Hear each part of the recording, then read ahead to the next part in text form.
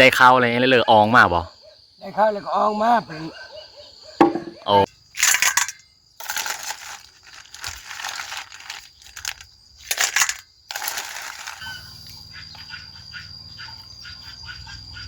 ใหญ่ๆเลยทุกคนโบคักลูกชายบาทองชีเองทุกคนเมื่อนี้กินข้าว2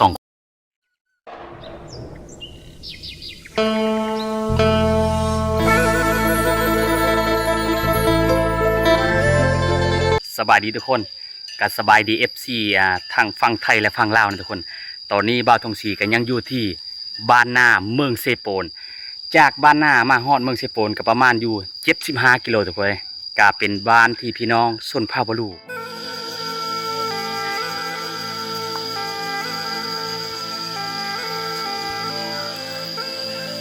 เด็ทุกคนยาสูบมันยังหลายอยู่นะอยู่เขตนี้ทุกคนนี่ยังหลายอยู่นะถือว่าโซ่งนี่เป็นโซ่งที่ว่าพี่น้องเศร้าพาบลูเขายังทางเขายังค่าซักให้แบบบ่มีเวลาไปเก็บยาสูบมาตาแหงถูกไหมนะเนื่องจากว่าหลังจากที่เพิ่นแล้วซักให้แล้วเพิ่นก็เก็บเอายาสูบนี่มาตะคือเก่าตัวนี้นะเอาไปเบิ่งนำกันกับบ่าวทองศรีทุกคนนี่ตัวนี้นี่เพิ่นจะซับเอาเป็นอันเลยทุกคนเลยตัวนี้ถือว่ายังพอได้แห้งนี่มาเบิ่งตัวแห้งทุกคนนี่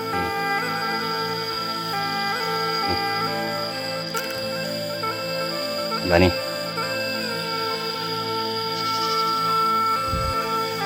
พี่น้องชาวพาบาลูเฮากะเกมตัดไม้หรือว่าผังลักโคทุกคนทรงนี้อันนี้คือให้ผู้นะให้ตัวนี้นี่ชาวบ้านเพิ่นยังบ่ทันได้ซักให้ทุกคนเลยเนื่องจากว่าเพิ่นซักให้อยู่ในทงเพลงก่อนตัวนี้เป็นให้ผู้นะว่าอย่างหนึ่งกะเด้เพิ่นเอาไม้มาสานเอ็ดคือตะนางว่าซั่นซะเพื่อยันงูควายยันแบเฮามากินข้าวนะอันนี้เพิ่นยังทันได้ซักทุกคนเลยอันนี้คือเป็นโซนยางโบงเก่าเพิ่นหลังจากที่เพิ่นขายให้เวียดนามไปแล้วกะเพิ่นก็ซักเข้าให้ไส้นะนี่ทุกหลังคาเฮิรนบอกเลยว่ายาสูบทรงนี้นี่บ่เว้าทุกคนเลยหลายขายไปแล้วสุดหนึ่งระดับเป็นคันรถไถก็มีแต่เขาขายไปแล้วส่วนหนึ่งบางครอบครัวก็เป็นยาสูบเป็นซินเป็นเซอร์ไปนะอันนี้ก็ยังหลายอยู่ก็เนื่องจากว่าคือบ่าวทองศรีว่าแหละเพิ่นยังบ่มีเวลาไปเก็บเอายาสูบตามสายเซมังเหงมาตะเนื่องจากว่าบางคนก็ยังค่าเสียทรงแห้งมู่คู่นะเวลาสั่งให้ทุกคนเลยเด้มีแต่ยาสูบทุกคนนะเด้ยาสูบเป็นแนบว่าเอิ้นว่าภาษาพี่น้องพาบลูเอิ้นว่าฮืดซับแปลว่าฮืดเป็นแนบอันนี้ภาษาลาวครับบ่าวทองศรีก็จะอธิบายบางอันก็บ่ถูกทุกคนนะนี่ตัวนี้นี่กับประมาณอยู่คือบ่าวทองศรีว่าอะไรประมาณอยู่ตกอยู่ประมาณ100,000เงินลาวหรือว่า7-80 พันบางที่ก็ยามขมั่งเพิ่นก็ได้เอายาสูบเป็นเปงโน่กับเวียดนามพี่น้องเวียดนามเฮาทุกคนส่วนหลายเพิ่นมาเป็นซินเซอร์เปงโน่ส่วนหลายเพิ่นพี่น้องเบาพลูเฮานี่จะเอายาสูบนี่เฮอเพิ่นนะแล้วก็เอาเปงโน่เอาซินเอาเซอร์เอาทรงให้ลุให้เกิบก็ได้ทุกคนนะบอกว่าจะเป็นเฮิร์ดลังเลอร์มีแต่ยาสูบตัวนะอยู่เขตบ้านทองศรีอยู่นี่บอกเลยว่ายาสูบนี่หลายดีทุกคนเลยนะบอกเรื่องฮืดเตาะฮืดกระบังนะหลากหลายขนาดเลยนี่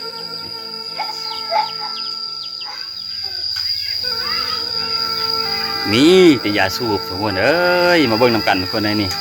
ยาสูบพี่น้องเผ่าบลูเฮานะพี่น้องเผ่าตีก็แม่นแต่ว่าเรื่องชนเผ่าบลูหรือว่ามันก็หลายชนเผ่าทุกคนเลยบางที่จะเป็นชนเผ่าตีชนเผ่ามังกรโอ้ยหลายนะบ่าวทองศรีก็มีฮู้บางคนจะเอิ้นแตกต่างกันบางท้องถิ่นบางชนเผ่านะ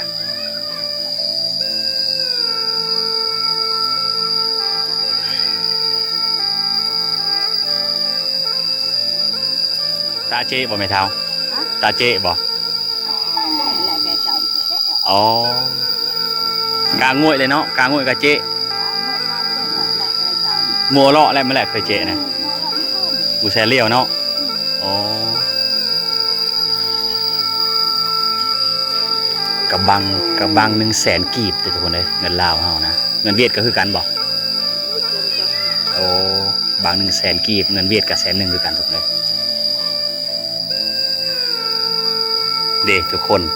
เฮาจะได้อัดได้นะเฮาอัดเพื่อว่าให้ความร้อนของ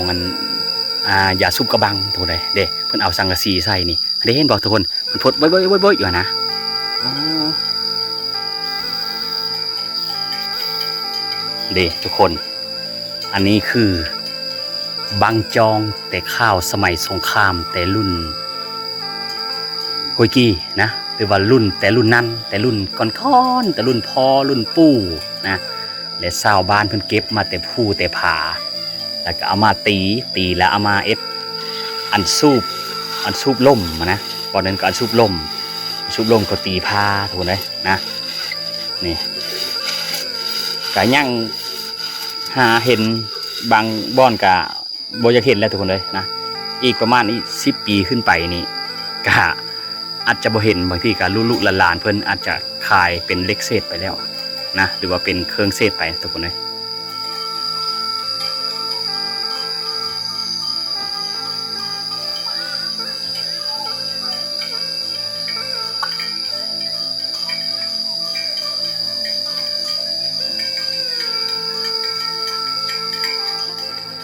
เด็กทุกคนโอ้ตัวประมาณอยู่7-8 โลนะพอเป็นซับตัวนี้ประมาณ7-8 โลทุกคนเลยทางเราติดเคสิ่งประมาณ7-8 โลอันนี้กับประมาณอยู่จากซับเบิ่งเด้อเพิ่นเป็นซับทุกคนเลยเพิ่นเป็นหอยใช่ไหมประมาณอยู่4 หอยทุกคนเลยตัวนี้2 หอยนะ2 ไม้หอยบางครอบครัวก็มีโฮงสีหรือว่ามีเครื่องที่ทันสมัยนะบางครอบครัวก็อาจจะบ่ได้ตำเขาอีกแล้วนะบางครอบครัวก็ยังตำเนื่องจากว่าบางครอบครัวก็ยังบ่มีไฟฟ้าบางครอบครัวก็ยังบ่มีโฮงสีนะเอาในนึงกะว่าเรื่องเงินค่ำก็แม่นทุกคนเลยนะกะอี10 ปีข้างหน้าต่อไปกะบางครอบครัวก็อาจจะได้ตำอยู่บางครอบครัวก็อาจจะบ่ได้ตำทุกคนเลยเด้ตัวนี้นี่โอ้ถือเหลือ บางครอบครัวเขาเจ้ากับไปให้ไปโซนก็ยังไม่ทันได้มาทุกคนเลยนะนี่เพิ่นอัดประตูอยู่แสดงว่าเพิ่นไม่ทันได้มานะบางคนเลยนะเพิ่นไปให้ไปโซนกับประมาณอยู่4-5 โมงเพิ่นกักอัดสิมานะบ้านนาก็เป็นบ้านหนึ่งที่ว่าตั้งเรียบตามสายเสบางเฮงโดยการมีผู้2 หน่วยตั้งเรียบ2 พระทุกคนเลยนะก็เป็นบ้านที่ว่ามีไฟฟ้าใช้แล้วบ้านนาแต่ว่าเรื่องขาดเคินทางด้านสัญญาณโทรศัพท์นี่ก็สำคัญที่สุดทุกคนเลยนะส่วนหลายกะเด็กทุกคนอันนี้คือกระพุยน้ำมันอาซังที่ข้าวสงครามและชาวบ้านมันเก็บมาแต่ภูตะล็อกแล้วเอามาเจาะแล้วเอาไว้อันเลี้ยงหมูนะภาษาบาลีเอิ้นบันอลีนะเวลาเราได้หมูมาเราปะอยู่นี่นะเพื่อมีหมูมันดอกเอามื้อนี้บ่าวทองศรีก็ขออนุญาตเฮินพอเฒ่าเพิ่นอยู่ในเฮินนะโอ้โตโอ้เฮินพอเฒ่ามื้อนี้คักทุกคนเลยพอเรื่องถ้วยโบ่งคุนำนี่โอ้ข่าวจนโพนเด้อทุกคนเลยนะบ่ว่ากันเด้ออันนี้เมียงอันนี้โอ้จอกเย็นนำทุกคนเลยอันนี้คือปิ่นโตแต่ข้าวสมัยสงครามตอนนั้นนะพอเฒ่าเพิ่นกะเก็บเอามาตามผู้ตามพาไปหาหน่อเหมาะหน่อไม้ไปหาทางให้ทางโซนเห็นเลยก็เก็บมาทุกคนเลยนะจะต้มเลยนะโอ้หาไม้เอาผมหาไม้ทุกคนเลย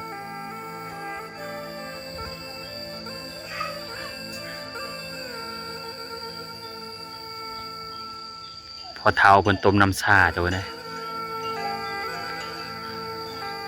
นี่คือยาสูบกระบังอันนี้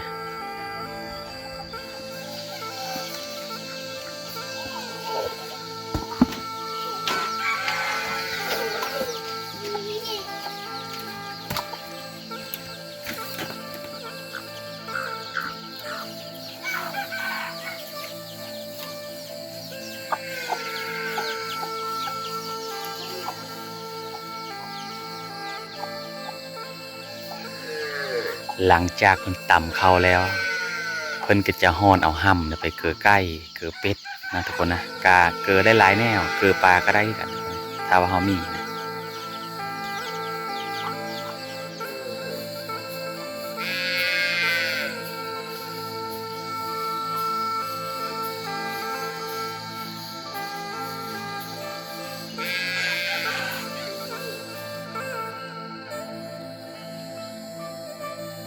ทุกคนเบิ่งยาสูบนี่หลายขนาด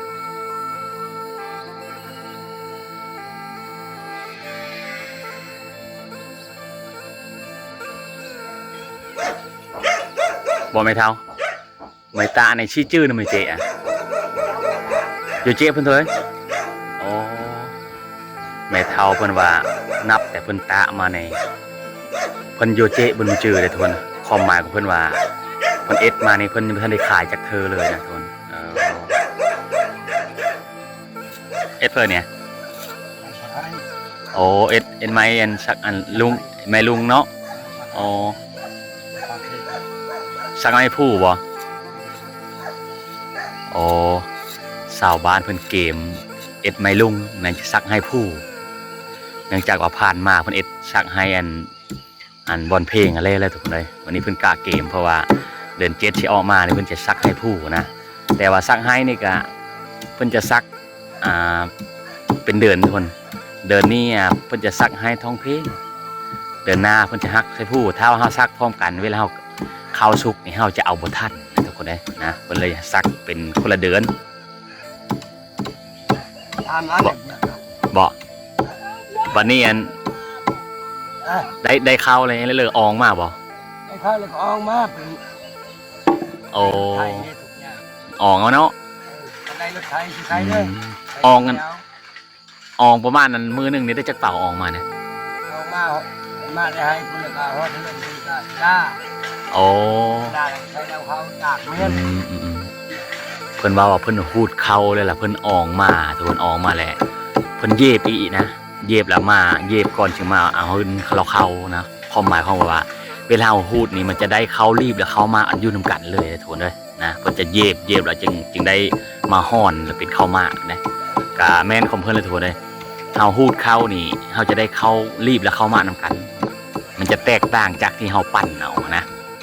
ก็คือว่าอะไรทุกคนเว้ยว่าเรื่องจักปั้นมันก็ยากนี่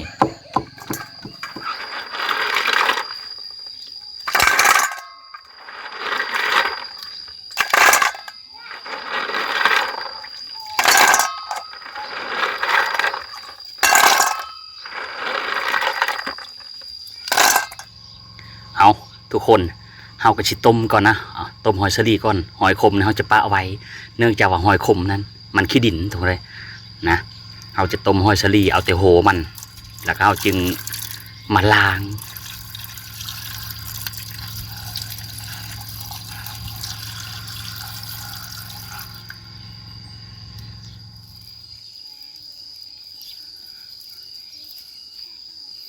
เอาใส่ใบมะขาม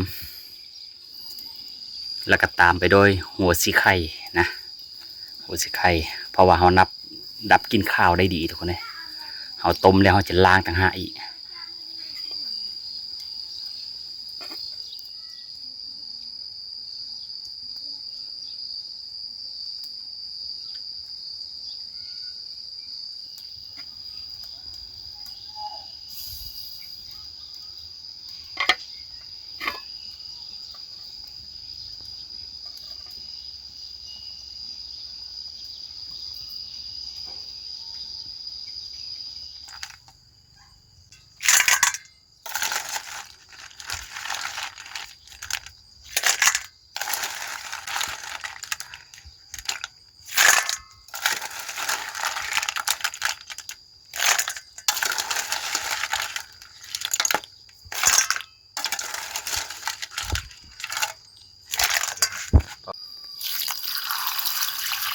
เราจะได้ล้างน้ำอีกทีหนึ่งแล้วก็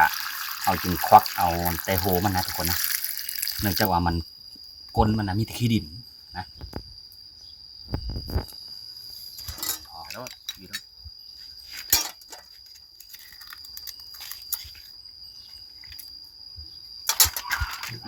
มีแต่หน่วยใหญ่แต่ก็มีหน่วยน้อยทุกคนเลยมันก็คือว่าหอยนี่ก็เอาตามธรรมชาติมันหลายคนเนี่ยทุกคนเลยอยู่เขตบางสีอยู่นะมันคืออยู่เขตบางบ่อนแถวใต้นี่ใหญ่ทุกคนเลยอันนี้มันก็มีหลายทุกคนเพื่อก็หากินนะหลายคนหาจากกันมีหากินนี่ผัดจากสีหาไปเลยนะสีกอยคักทุกคนเลยโอ้เนื้อนี่ใหญ่ขนาดเลยทุกคนนะ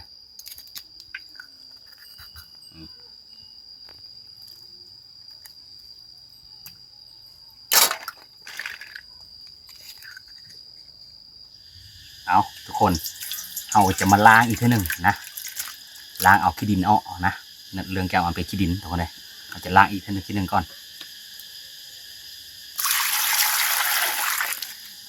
หลังจากเราล้างทีหนึ่งแล้วเราจะไปล้างน้ำเกลือครั้งสุดท้ายเลยเราจึงคอยกอยทุกคนเลยนะ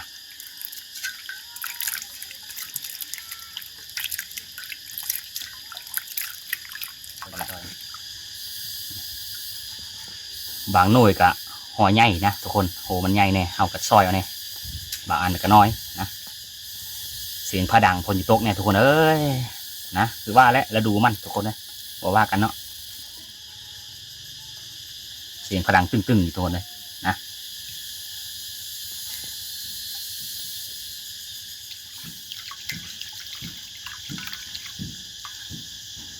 ปั่นนำเกลือมันทุกคนวันนี้เราจะซุปอย่างเดียวนะทุกคนนะ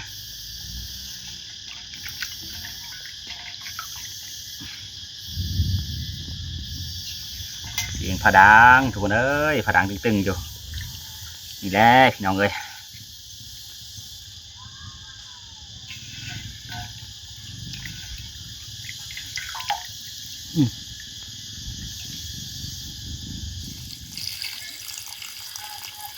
เอาทุกคนเอาจะอ้อปลาในมื้อนี้แมลูนี่เพิ่นไปซ่อนปลาอยู่สายเซบางเหงก็ได้ปลามานำทุกคนเอาจะอ้อมปลาเนี่ยอ้อปลาเนี่ยทุกคนนะเด็อันนี้ปลาพันธุ์ทุกคนเลยปลาพันธุ์อันนี้ปลาลาดน้อยนะ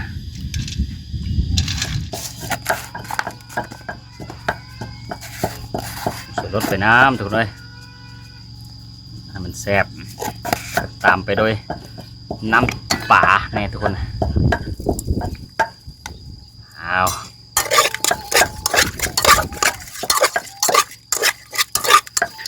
ผักโตนนี่กะบ้าทองสีเก็บเอามาจากสายเซบางเฮงแล้วก็มาปุไว้อยู่ในเฮิร์นทุกคนเลยนะกะมันง่ายหน่อยนึงเวลาเราจะกินเรากะเด็ดเอาอยู่ในเฮิร์นเลยทุกคนเลยนะอันนี้คือผักโตนเด้อทุกคนเด้อนะเหมาะกับกินกอยหอยซอยจำปานะประเภทกินกับลาบซีนนี่บ้าทองสีบอยากทึกปานใดทุกคนลาบปลาเนี่ยโอ้บอกเลยว่าสุดยอดเลยทุกคนเลยนะบ่ต้องเว้าถึง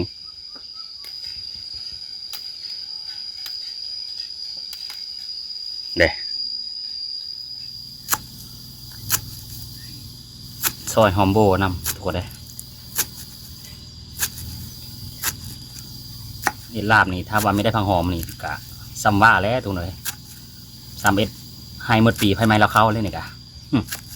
กะกินได้อยู่เรื่องกินได้ทุกคนเลยกะมันมีหอมมันมีแซ่บทุกคนเลยนะถ้าผมมีผักหอมนะ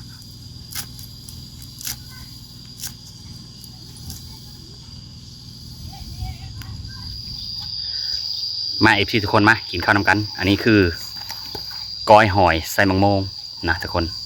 อันนี้คืออบปลาพันธุ์นะทุกคนแล้วก็หลากหลายเรื่องผักแกมมาพี่น้องมา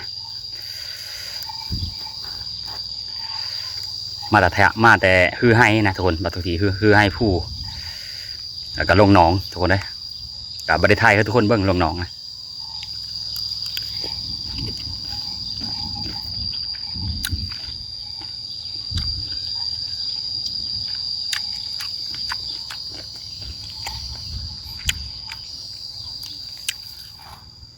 มาทุกคนมาก้อยหอย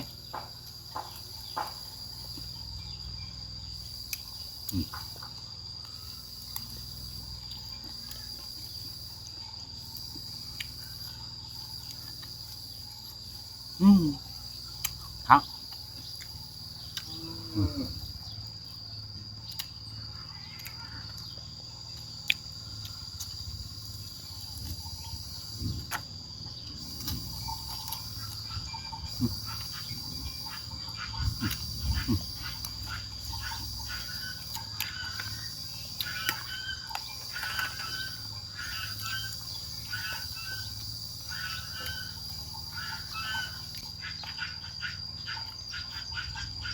ใหญ่ๆเลยทุกคน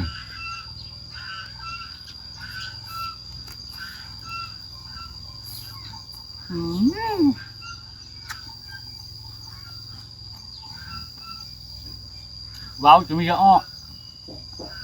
ความแช่บ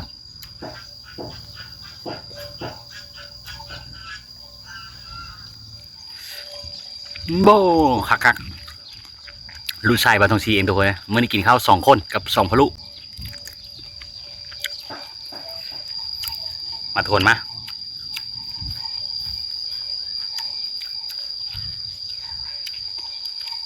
พระดังเนี่ยทุกคนนะคนจะตก